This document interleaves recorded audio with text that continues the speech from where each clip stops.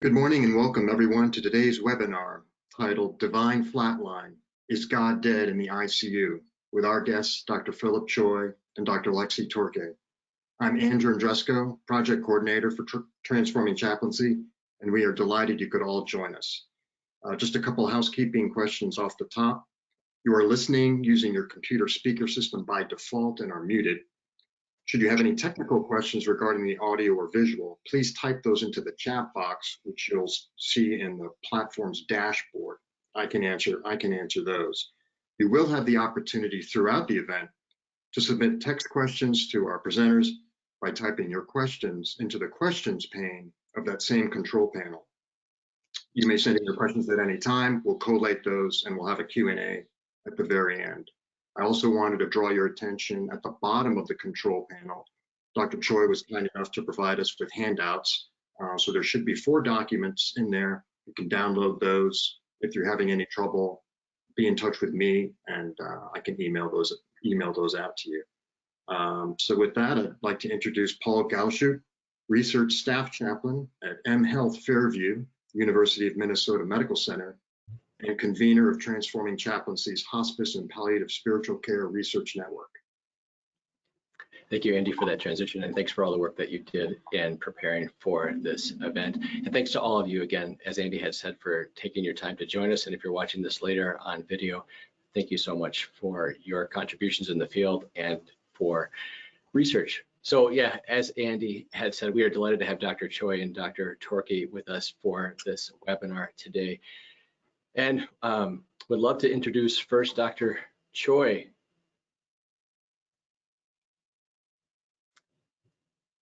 Andy, that's looking a little kitty wampus on my screen here. Perfect, thank you. Among the many things of which Dr. Choi is involved, he is the Clinical Assistant Professor of Internal Medicine with the Division of Pulmonary and Critical Care at the University of Michigan. He is also the Medical Director of the Assisted Ventilation Clinic, multidisciplinary program for patients on home ventilation. He is also core faculty at the University of Michigan Medical School with the program on health, spirituality, and religion, and he's contributed, as Andy had said, with those articles that are there, and we'll be speaking to some of the findings that he has been a part of through his development as a physician and fellowship, and is with us now. Thank you, Dr. Choi, Phil, for being with us, and would also love to introduce our respondent, Dr. Lexi Torque. She is the director of the Daniel F. Evans Center for Spiritual and Religious Values in Healthcare. She's also the associate professor of medicine at Indiana University, an associate chief as well of the Division of General Medicine and Geriatrics, and an investigator with the Indiana University Center for Aging Research with the Regan Street Institute. Thank you, Dr. Torque, Lexi, for being with us today. I'm going to go silent here myself. Phil, please take it away, and we're so glad that you are here among us and look forward to hearing you later. Lexi, thanks so much. Great, thank you for the invitation, and let me just see if I can share my screen appropriately. So can you all see the slides there? Looks great, Phil. Okay, great, thanks, Paul. Well, thank you for the invite. My talk is called Divine Flatline, Is God Dead in the ICU? And so this is essentially a culmination of, about almost a decade's worth of work that I started when I was a pulmonary critical care fellow at Duke. And, really goes through some projects that we've continued here at the University of Michigan. So again, if there are any questions at the end, certainly I'm happy to answer, and I appreciate Dr. Torque giving the response. So, first of all, so the big question, I'm a pulmonary critical care doctor. So, as I've given talks to my division and my department of medicine, one of the questions that keeps coming up is why religion and spirituality? So I like to start off with this painting by Rembrandt, The Raising of Lazarus. And the reason why I like to start this is that a lot of the conversations that I've had with patients, in the ICU that really made me start thinking about this topic was, related to, how God interacts with patients in the ICU. And so as we're talking about things like CPR, felt like this conversation about miracles often came up, that everyone expected that they would go to the ICU and some kind of miracle would be done. And so I just started getting interested in this topic of how religion and spirituality plays into how patients make decisions in the ICU. And so I started just doing a little bit of literature searches into, how religion and spirituality and medicine interact. And so I was surprised at how much information there was. And so one of the things that I looked at was just trying to find out about how religion and spirituality and medicine interplay. And what I found was that majority of Americans consider religion important in daily life. These numbers are higher in the setting of critical illness, and addressing religion and spirituality impacts patient and family satisfaction. And I found this very interesting. This came from an article by Karen Steinhauser, who I was lucky enough to work with at Duke, where she found that peace with God was important to patients at the end of life. And so one of the big studies that was done out of Harvard was a coping with cancer study. And one of the things that they found was that patients with high levels of religiosity or positive religious coping, so people who found positive reflections from religion and spirituality, actually had higher rates of ICU death, more aggressive care, higher costs at the end of life, and less hospice use. And so this kind of matched what I had found anecdotally in my own personal experience as a clinician, that people who seem to be very religious seem to actually die in the ICU more. And so I found this very interesting. But one of the things that they found too was that if the spiritual needs of patients were met by a medical team, they actually had increased use of hospice utilization, they had lower healthcare costs, and less aggressive care. So I found this really fascinating, that somehow that if you somehow intervene and actually address spiritual needs, that some of that changes. And so as I did a little bit more research and more reading, I actually found that a lot of our governing bodies within medicine actually have a lot to say about religion and spirituality. So our American Thoracic Society, in pulmonary medicine, our Society of Critical Care Medicine, National Hospice and Palliative Care organizations, as well as the Joint Commission, actually have quite a bit to say about addressing the religious and spiritual needs of patients and families. And so our critical care societies, this is back in 2003, so almost a decade has passed since then, actually had some guidelines. So they recommended that spiritual support was actually one of 7 key domains in terms of giving good quality critical care. They also said that spiritual support can be defined as assessing and documenting spiritual needs of patients and families on an ongoing basis, to encourage access to spiritual resources, and to elicit and facilitate spiritual and cultural practices that the patient and family might find comforting. And so I thought this was interesting because these guidelines have been around, I think I said actually 1 decade, it's actually been almost 2 decades. Yet I felt like as a clinician that we were really coming short, falling short of some of these recommendations that were really built on consensus.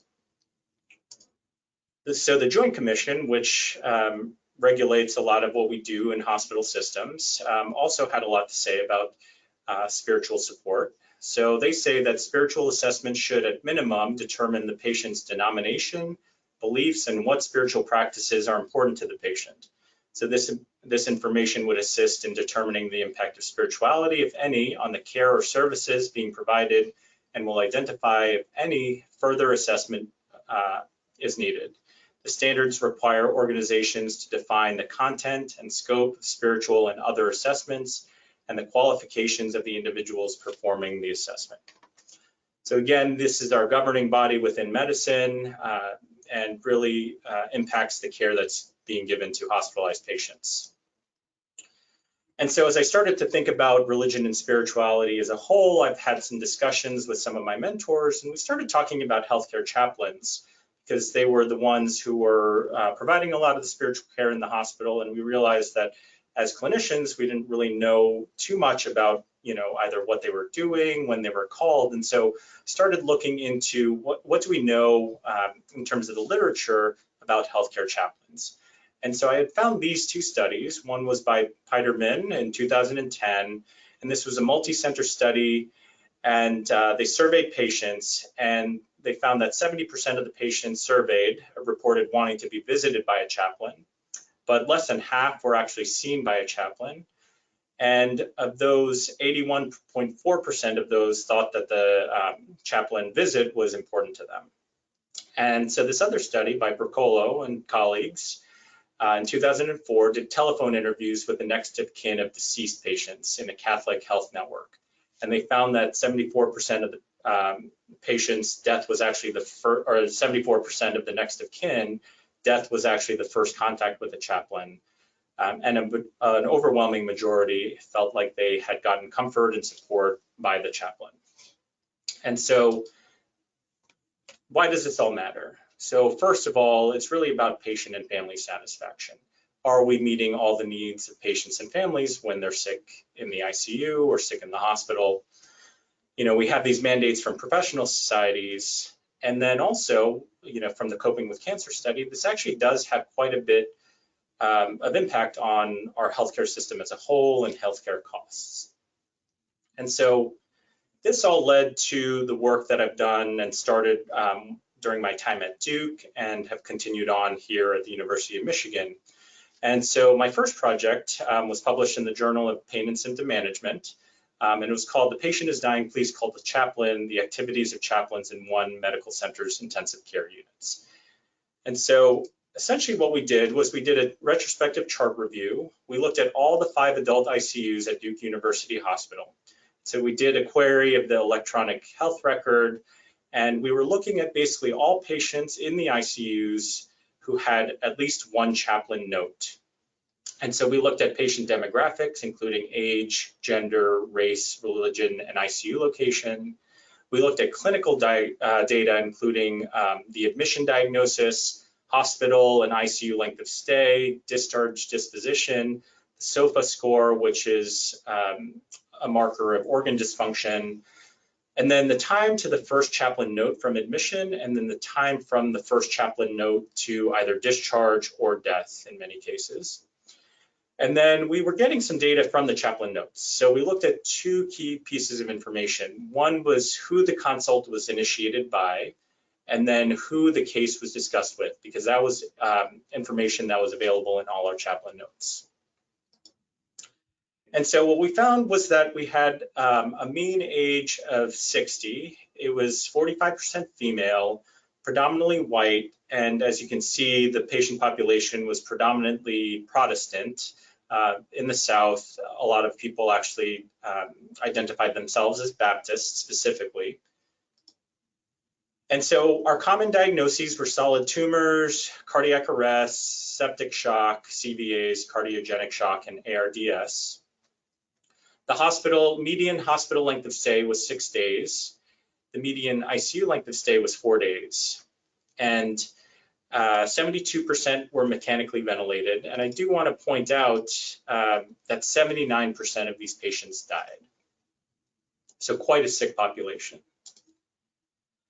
And so this is a little bit of a breakdown of the different ICUs. So we had 4,169 admissions in total. And if you look at the third row, only 6% of patients total had chaplain consults. It was a little bit higher in our medical ICU at 13%, but still a minority of patients were receiving chaplain consults.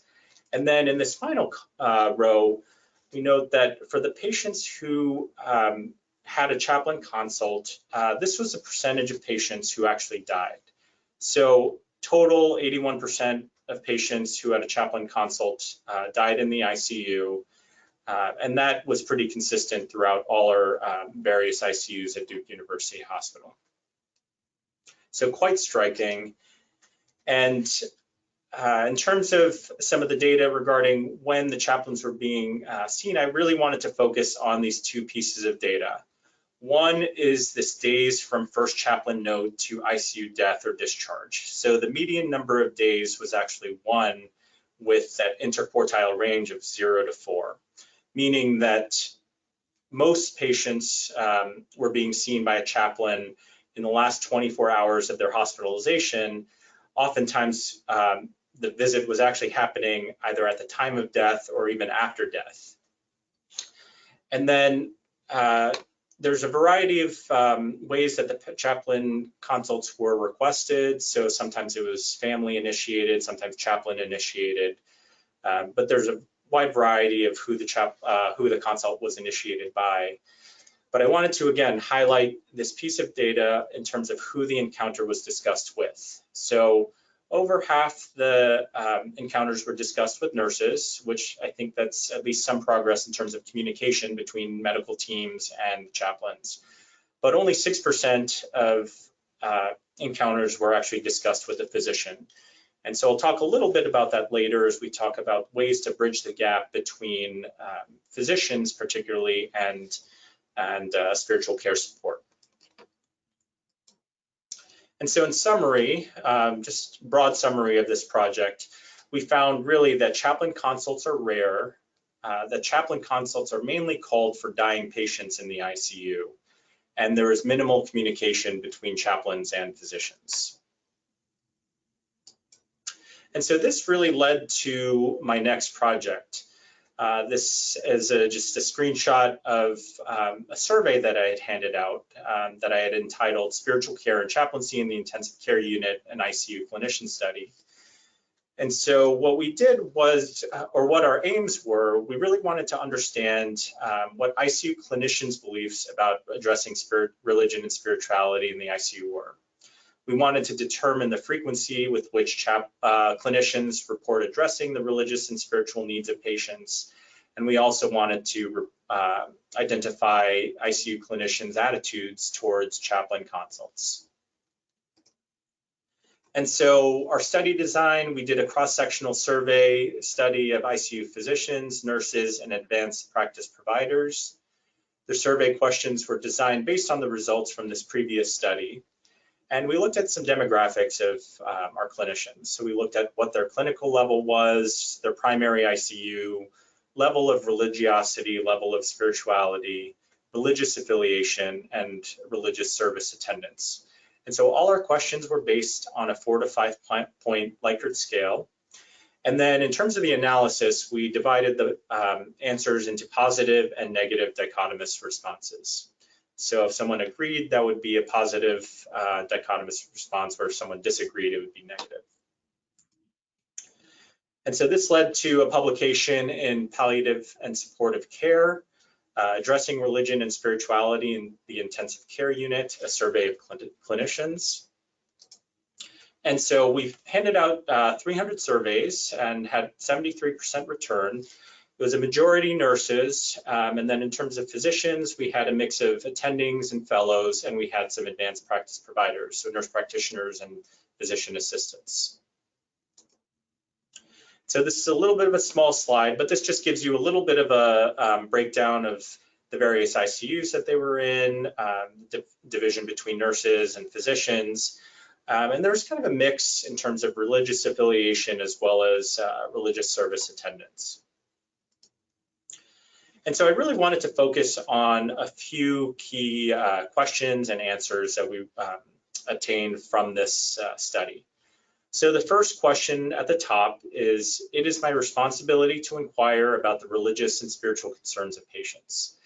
And surprisingly, we found that both physicians and nurses, as well as advanced practice providers, actually agreed with the statement that it was their responsibility to inquire about the religious and spiritual concerns of patients. I was actually quite surprised that the physicians were so high, but again, it seemed consistent throughout all our clinicians, and there was no statistical difference between these responses. And then the next question that I wanted to highlight was this question about comfort. So I feel comfortable talking to patients about their religious or spiritual concerns. And again, quite surprising to me as an ICU clinician, a majority of our clinicians actually agreed with the statement. So 83% of attending physicians agreed with this, 80% of nurses agreed with this, a little less so amongst the fellows. But again, overall, clinicians generally said they felt comfortable talking to patients about their religious and spiritual concerns. So despite this, we asked, how often do you ask patients about their religious or spiritual needs? So again, these are all self-reported. And we found that it was quite infrequent that patients were being asked this by ICU clinicians. So only 14% of attending physicians said they frequently ask patients about their religious or spiritual needs. A little bit more in terms of the nurses, 26%. But again, there seemed to be this divide between, again, this sense of responsibility and comfort versus what people are actually doing in practice. And what I found particularly interesting in the nursing responses is that the nurses, as part of their intake, had to ask questions about whether a patient wanted to be seen by a chaplain. And so even though this was part of regular ICU intake, it was not something that the nurses really overwhelmingly felt was truly asking about their religious and spiritual needs. So even if we are checking the boxes with what JCAHO requires, there still seems to be a divide with what nurses feel like they were actually doing. So I found this quite interesting. And so in summary, ICU clinicians generally see it as their responsibility to address the religious and spiritual needs of patients. They generally feel comfortable doing so, yet in ICU practice, it's rarely being done. And so this led to a project that we did here at the University of Michigan. We really wanted to get into get some more data about what some of these barriers are. So why is it that despite feeling comfortable and feeling like it was their responsibility, were ICU clinicians so rarely addressing the religious and spiritual needs of patients? And so along with one of our fantastic internal medicine residents, one of our chaplains, and another faculty member at the University of Michigan, we did this qualitative study looking at some of the barriers that ICU physicians found in terms of addressing the religious and spiritual needs of patients. And so our study design was, again, a qualitative study. So we took intensive care unit physicians. So we really focused on physicians in this study. And we looked at both attending physicians as well as pulmonary critical care fellows. So fully trained internal medicine doctors who are doing extra training in pulmonary and critical care. And so what we did was we emailed the whole group who worked in the ICU to participate in this study. And we ended up sending a total of 2 emails, and we had a total of 11 volunteers that were recruited. So we had physicians participate in 30-minute interviews performed by 2 of our investigators to explore some of the barriers. And our investigators were our chaplain, as well as one of our internal medicine faculty, Dr. Collier, who do not work specifically in the ICU, so that we wanted to really take away some of the bias or influence that could happen if the interviewers were people that the interviewees were working with closely in the ICU. And so what we did was we took transcriptions of these interviews, and then just meeting in an iterative fashion, we created a code book of themes between the 4 investigators. And again, we met in an iterative process until we could really reach consensus in terms of our codes and the meaning behind the codes. So that was continually refined over multiple meetings until we could really reach consensus.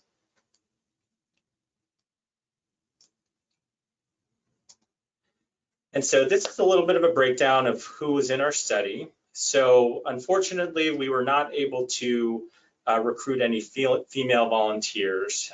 And part of this was because we really wanted to be totally voluntary, and the makeup of our institution in terms of who works in the ICU is definitely male predominant. But we didn't want to influence any undue pressure on our female colleagues by kind of singling them out. So it was an all-male cohort. We did have a little bit more diversity in terms of religious affiliations, as well as levels of religion and spirituality. It was a mix of both fellows and attendings. So we had 7 attendings and 4 trainees who were part of the study. And so we did have some levels of diversity, but not so much in terms of gender.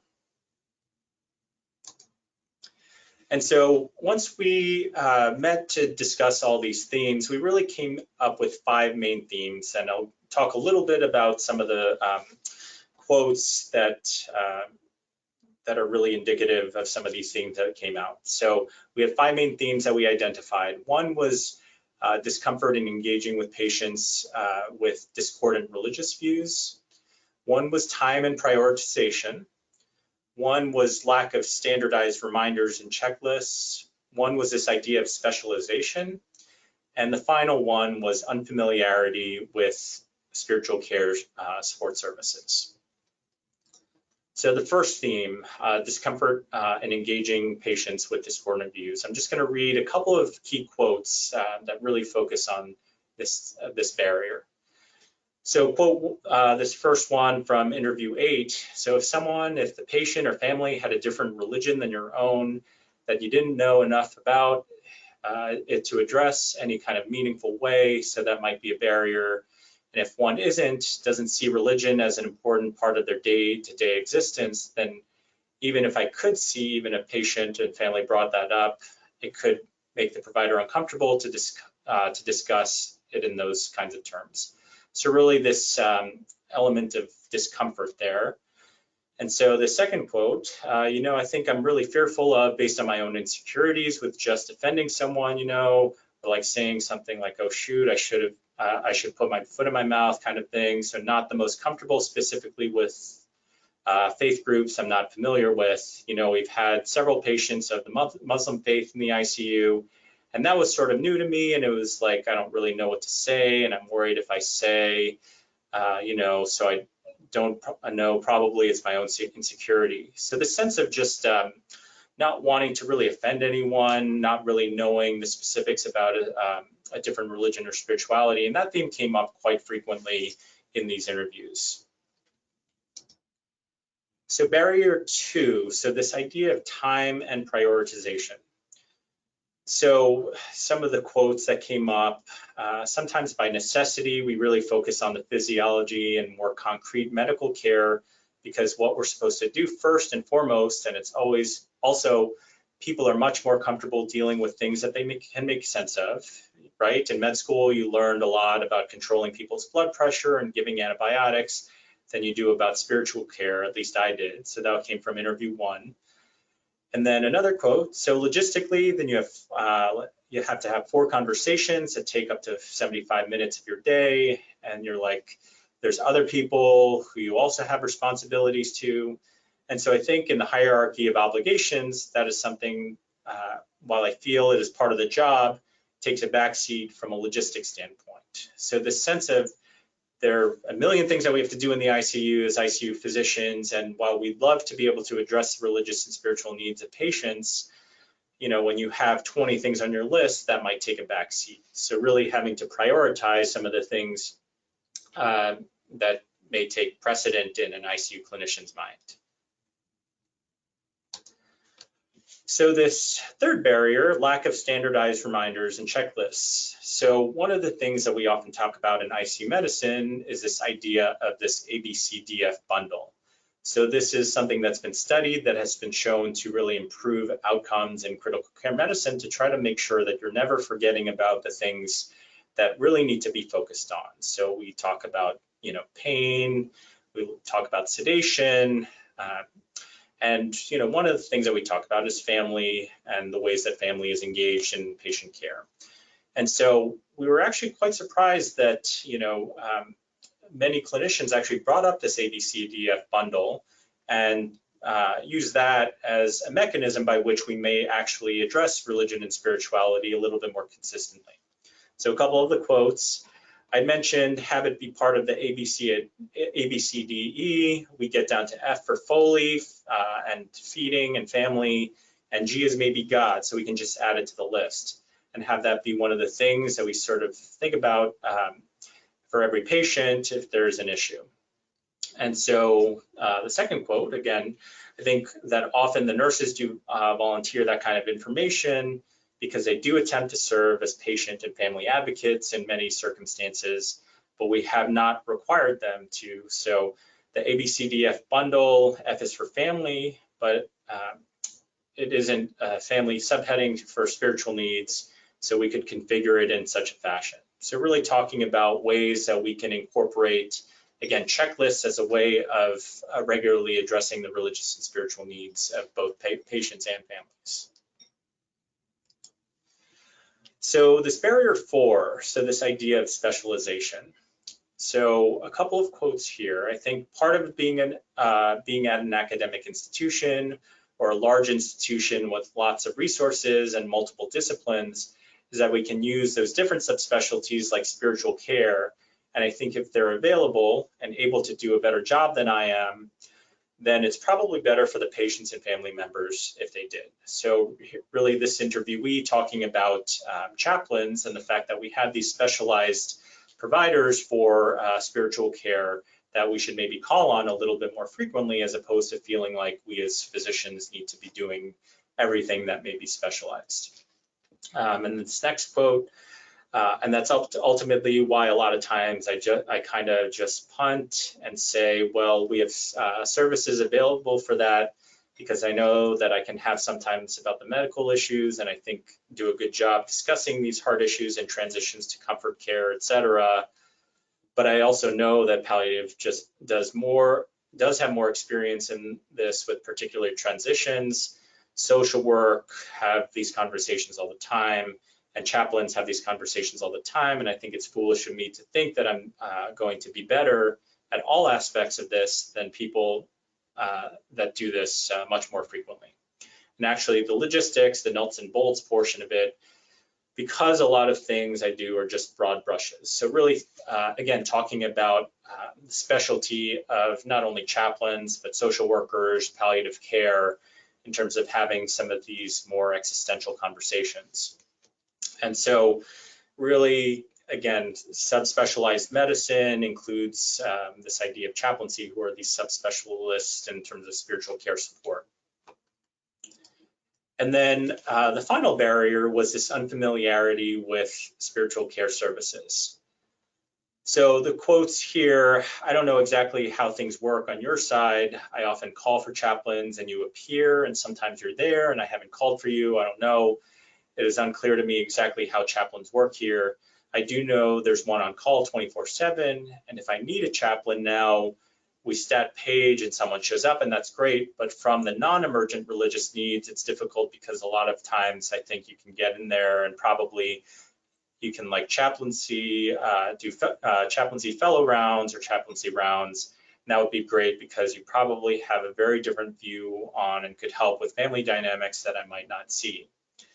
And this next quote, meaning often once we've had, we're having a discussion about shifting from aggressive medical support to comfort measures, often that's when I think we say if there's anything we can do to provide support, maybe social work, maybe spiritual care providers.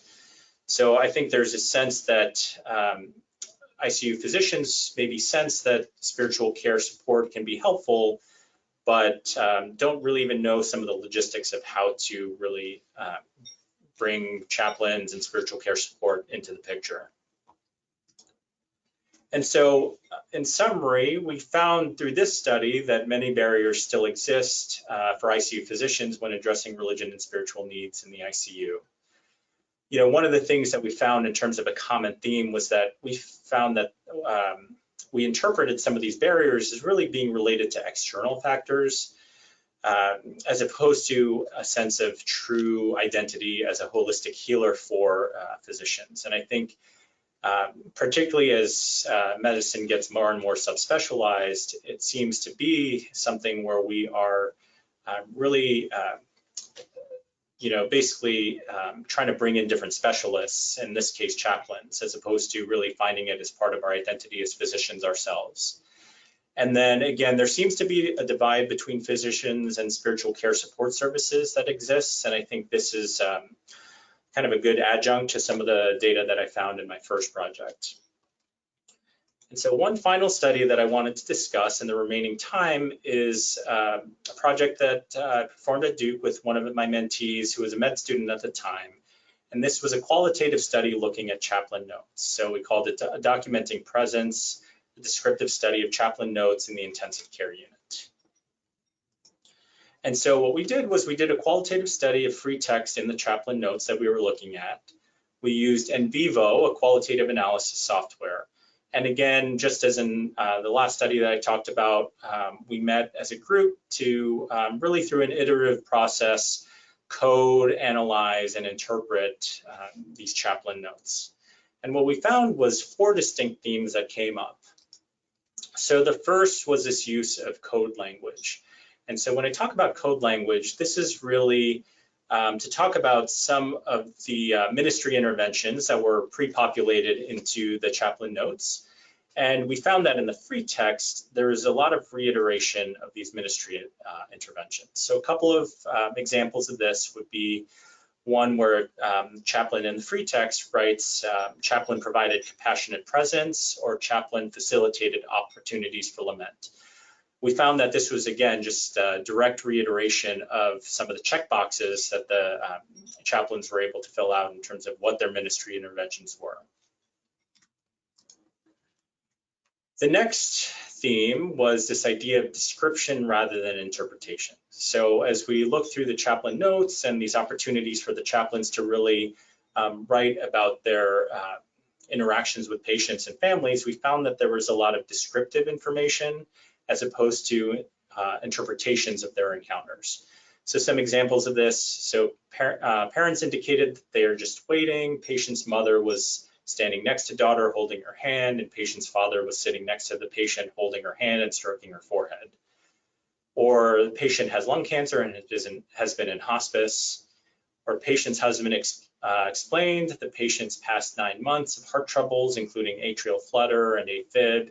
Patient is due for an ablation on 10/5 or 10/15. And so again, it seems like very objective data as opposed to really giving any kind of assessment or interpretation of the interactions.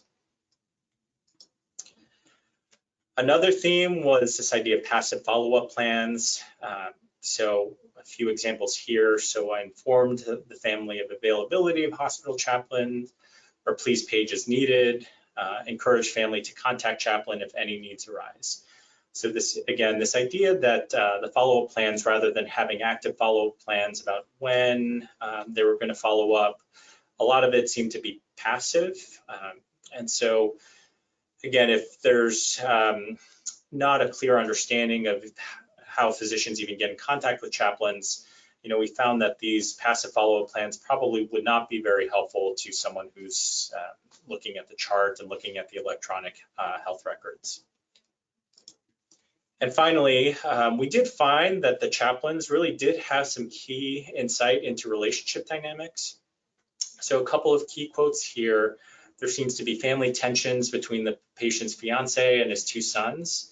And so again, even though it's not in full detail, I think that could be really useful information to medical teams, just noting some of the relationship dynamics. As we're having family meetings, that's super helpful to know whether there is tension there. Or this other quote that says, patient's wife explained frustration that it took so long for the patient to receive the trach. Patient's wife admitted that she got upset and felt remorseful for her anger. Chaplain made space for patient's wife to express her frustration and reminded patient's wife that it is okay to be an advocate for her husband's care. So again, some insights into the dynamics between not just family members, but also between the patient and family and the medical team. So again, useful information as medical teams are going into the next encounter with their patient or having future family meetings to understand what some of the background may be. And so, we found this very interesting just because as more and more services, including chaplains, are being encouraged to document in the electronic health record, we want to make sure that whatever data and whatever information we're communicating is actually useful. So I think this, was insightful in terms of ways that, we can improve chaplain documentation to really bridge that gap between both medical teams and spiritual care support services. And so in conclusion, I think, what my work has shown is that addressing religious and spiritual needs of patients in the ICU really seems to be infrequent, whether it is by chaplains or physicians or nurses. I think we found that communication between physicians and chaplains can be improved on, including through the EMR, and also that physicians, their whole identity as holistic healers may be being lost in these days of super specialized medicine. And I think that's where, hopefully in the future as we move forward, we can start to rethink ways that we might address religious and spiritual needs, not as just this subspecialized field where we bring in chaplains, but really trying to reimagine what our identity of holistic healers is as both physicians, nurses, advanced practice providers, so that we can really jointly with chaplains provide the best care for patients. So that is the end of my talk, and I invite Lexi to be able to give a response. Thank you, Phil. And thank you, Lexi. Look forward to hearing your response. All right, well, yeah, I also want to extend my thanks to Phil for this and my appreciation for this body of work, which is so important to the field. And I want to highlight a few key points, and then talk about what should be next for the field of, for those of us who care about spiritual care for our patients, and for the field of chaplaincy, who are our spiritual care experts. So to highlight a few key points from the arguments that Dr. Choi builds is that spirituality is clearly important to patients, and spiritual care is important to patients. And we also know, based on patient report, at least from the Coping with Cancer study, better reports of spiritual care from the health team affect patient care at end of life. So I think it's becoming clear that we should not ignore the spiritual lives of our patients and surrogates in the ICU setting. It's very, very important. But as Dr. Choi's work shows, in spite of that, spiritual care in the ICU setting is inadequate in many cases. And of course, this is the responsibility of all of us. And I want to emphasize that this work shows problems with the quantity of spiritual care, but not really with its quality. And I think that's an important distinction. Is that I think that there's really evidence that there's not enough time and not enough chaplains to provide the kind of spiritual care that is needed in the ICU setting. So for example, the study by Dr. Choi showing that in one academic ICU, only 6% of patients were seen by chaplains, and usually only close to death. I think another point that we know from other studies is that the quantity of chaplain support in spiritual care in general is highly variable from place to place, ranging from centers that have robust spiritual care and chaplaincy departments to places where there may only be a few community pastors who volunteer to provide care to patients. I'm also curious if they're finding that chaplains left kind of passive follow-up plans, like call me if you need me, might be due to the time constraints of the chaplains, meaning they just don't have time to visit the same patient day after day. But that would be something that we'd have to explore with more study. So I think those are sort of the basic findings. And I think now I want to spend some time talking about what we should do next. And I think there are at least two topics. One is kind of a researcher answer, and then another is a practice answer about how we reshape our clinical practice and our healthcare systems to allow for better spiritual care. So the research answer, I think it's important, but can be kind of unsatisfying, which is that we need more data. And perhaps in addition to the great observational data that we have, we need data showing that providing high quality spiritual care does in fact affect outcomes. And I think we remain at a very early stage. There were, along the past few years, a number of reviews of the spiritual care literature and specifically about chaplains that found only a very small number of early trials about the impact of spiritual care delivered by chaplains on outcomes. There are some more recent ones, including one in the outpatient setting by Karen Steinhauser that found some effects. And we have an ongoing study in our ICU called the Chaplain Family Project, in which we're delivering a semi-structured spiritual care intervention to family members. And we hope to plan a larger national multi-center study at some point in the future. So we're building based on observational and some early randomized trial data, but it will be important to develop a better evidence base showing, one, that spiritual care improves outcomes. And I will say that I say that with some reservation, because I do feel frustrated about the fact that those of us in some of these fields like palliative medicine and spiritual care have to prove that our consults have meaning and have worth. And I don't really ever see studies about, for example, whether a cardiologist or a pulmonologist actually provides worth. They just get consulted and they come in. And I think that part of the reason why there's this difference is that their fields are more well-developed. And instead of doing a study on whether a cardiologist provides worth, they are looking into the more refined questions of what aspects of care are effective. And so I think that will be the road ahead is, for example, a cardiologist might do a study about whether a drug called a beta blocker is effective in preventing heart attacks. As the field of spiritual care develops, I think we need to move into studies that are more mechanistic and show what aspects of spiritual care are most effective in improving outcomes for patients and families. So I think the research evidence base is important. But there's another answer too, which has to do with spreading our mission of improving spiritual care in the ICU based on the information we have, both from scholarly empirical study, as well as from our knowledge of the impact that good spiritual care has on patients. So other types of knowing besides research. And it's important that we recognize that these other ways of knowing about the effect of spiritual care are important too. They're important both in terms of the true quest for knowledge, and they're important in terms of what affect healthcare leaders and healthcare systems in terms of what they provide. Research is important, but I think that we should not overrate research. I know as someone who spends a lot of my time in research that sometimes I can have a finding that I think is so important, and it's a whole nother matter to get a health system or the Joint Commission to change practice in order to align with what I think I found in my research. So I think we should be out there making the case for better staffing so that more patients and families can receive spiritual care, and also so that more patients and families can receive specialized spiritual care by chaplains. And we also need to educate other clinicians about spiritual care. So to that point about education, the studies that Phil reported suggest major gaps, especially for physicians. Nurses are generally better, both in their knowledge and their comfort and in their action. But the gaps for physicians are quite striking. One thing that came up in the qualitative research he reported is that physicians do not understand spiritual care. I'll tell you my own story about this.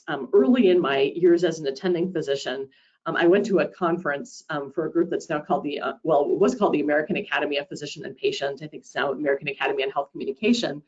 And we took a field trip. We were in Wisconsin, took a field trip to the Frank Lloyd Wright home, Taliesin, and I happened to sit next to a chaplain on the bus.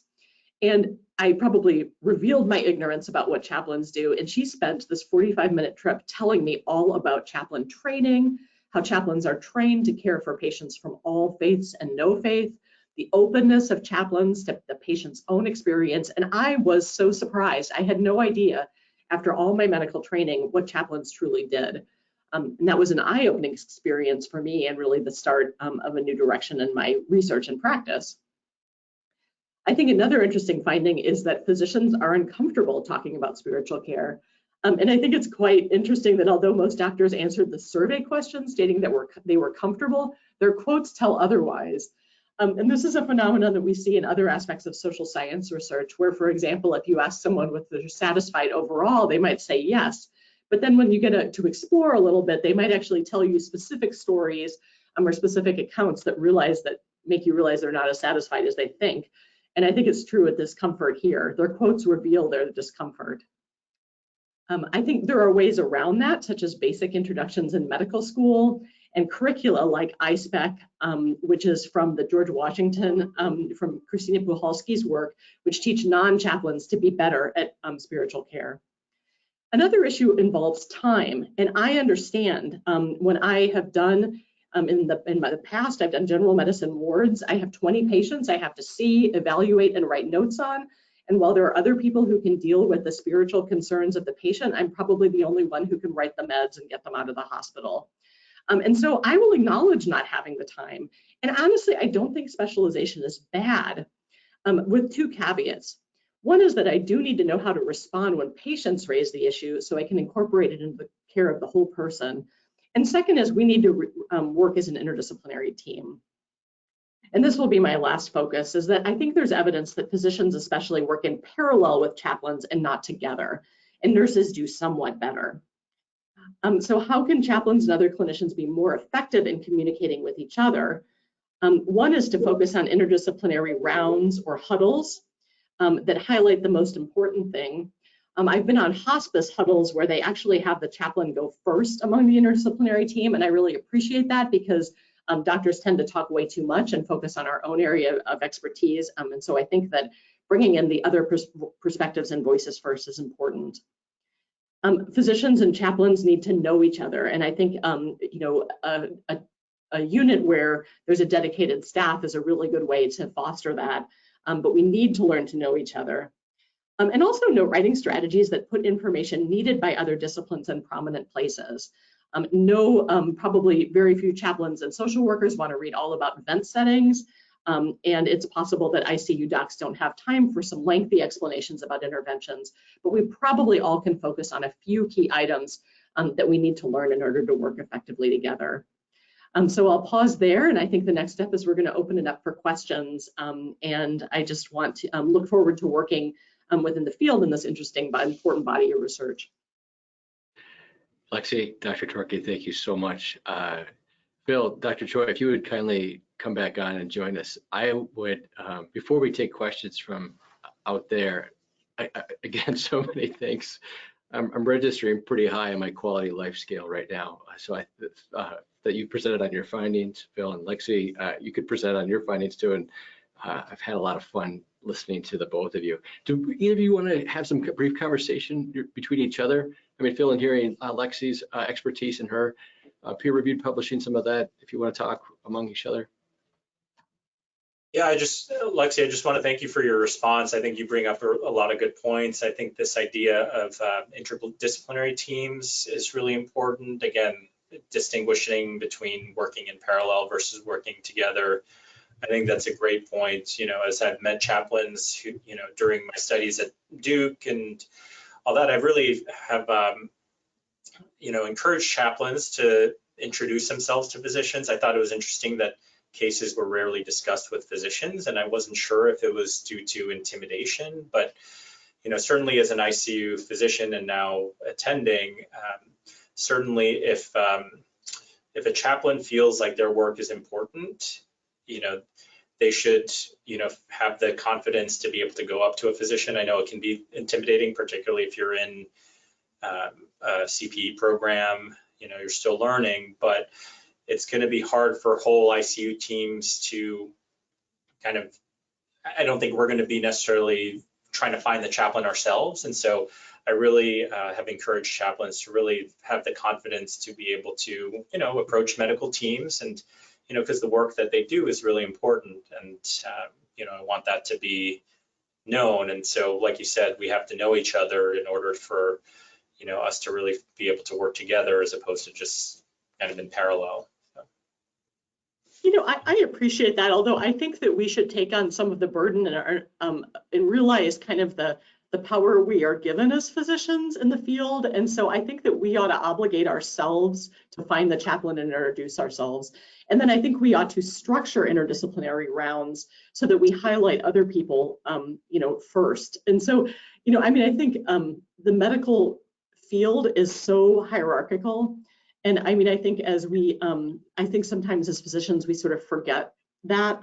And frankly, also forget that even though we might be open to spiritual care, some of our colleagues might be not as open and might not be as welcoming.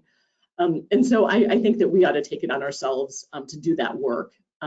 While at the same time, yes, promoting, encouraging chaplains and chaplain learners to speak up.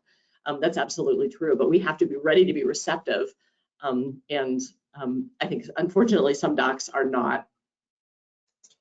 And one thing that we talked about at Duke was, potentially even trying to restructure the CPE program, because a lot of their didactics were happening during rounds. And so it made it impossible for, any chaplain to, even be present when, the whole teams were around. And so, I kind of gave that suggestion as, a way to have more visible presence. Never quite happened, but, certainly for any CPE leaders out there, consider whether that might be just kind of a logistical way of, having more visible presence with the entire team, because we really do focus on multidisciplinary rounds in the ICU, probably more than any other place in the hospital. And, I think, at least in terms of the places that I've worked, I think if a chaplain was at least there, I don't know a lot of people who would say, you don't belong here. I think everyone would kind of embrace that, but wouldn't necessarily think of it proactively. So logistical ways to improve some of that multidisciplinary care. And I'll say, I do know some chaplains who do that, some ICU chaplains. And so, yeah, I think there are places where that's happening, and let's spread the word.